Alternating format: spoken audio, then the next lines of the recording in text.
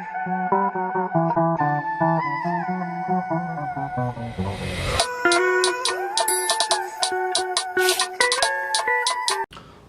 back to the 100 cases. In this video, we'll talk about the case of Ram Parshad versus CIT. And if you want to check out this case in a descriptive manner, please check out the link in the description and make sure to subscribe to this channel because we come back to you twice every week. तो इस case में जाने से पहले आप ये जान लीजिए कि कैपिटल रिसीप्ट्स और रेवेन्यू रिसीप्ट्स में क्या अंतर होता है। जो कैपिटल रिसीप्ट्स होती हैं वो कंपनी के कैपिटल पे आती हैं, यानी कि उसकी असेट्स और लायबिलिटीज पे देखी जाती हैं। वहीं जो रेवेन्यू रिसीप्ट्स होती हैं वो रिकरिंग होती हैं। जैसे कि कंपनी का कोई भी सर्वेंट है, यानी कि कंपनी का कोई भी एम्प्लॉय है, तो उसको जो भी पेमेंट देनी है वो रिकरिंग है, तो इसीलिए वो कंपनी के रेवेन्यू रिसीप्ट्स। तो अब इस केस में क्या होता है कि जो असेसी होती हैं और असेसी की वाइफ होती हैं वो एक कंपनी चलाती हैं जो कि होटल्स रन करते हैं। अब यहाँ पे जो बिजनेस को ओन करते हैं कंप्लीटली वो होती है असेसी की वाइफ, और वहीं जो असेसी होते हैं यानी कि हस्बैंड वो उस बिजनेस के मैनेजिंग डायरेक्टर होते हैं, और उनकी जो इनकम होती है वो होती है 10% of the gross profits plus जो भी उनको सैलरी आती है।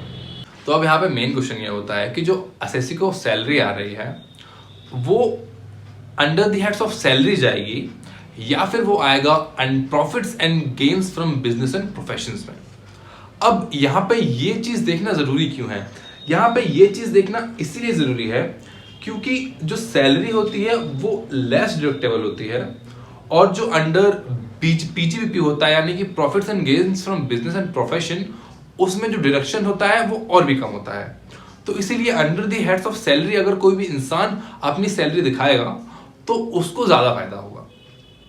तो अब यहां पे जो इनकम टैक्स ऑफिसर होते हैं उनका ये कहना होता है कि जो डायरेक्टर हैं उनकी इनकम आनी चाहिए under the heads of profits and gains and business and profession, लेकिन असेसी जो होते हैं वो अपनी दिखाते हैं income under the heads of salary. तो अब कोर्ट को आइडेंटिफाई करना होता है कि क्या वो कंपनी के सर्वेंट हैं या फिर जो एमडी हैं वो कंपनी के ओनर हैं। तो अब कोर्ट ने इस केस में क्या हेल्ड किया? कोर्ट ने इस केस में ये हेल्ड किया कि जो मैनेजिंग डायरेक्टर हैं वो एज अ सर्वेंट काम कर रहे हैं, और ये जो सर्विस दे रहे हैं ये है कॉन्ट्रैक्ट ऑफ सर्विस, ना कि कॉन्ट्रैक्ट फॉर सर्विस। यानी कि वो कंपनी के सर्वेंट हैं, कंपनी के एजेंट हैं, कंपनी के ओनर नहीं है। तो इसीलिए जो उनकी इनकम आ रही थी as under the heads of salary वो सही है, और उनको कोई भी एक्स्ट्रा लायबिलिटी नहीं देनी पड़ेगी, और ये केस डिसमिस कर दिया जाता है। इस केस में बस इतना ही। I hope you understood this case and thank you for watching this video.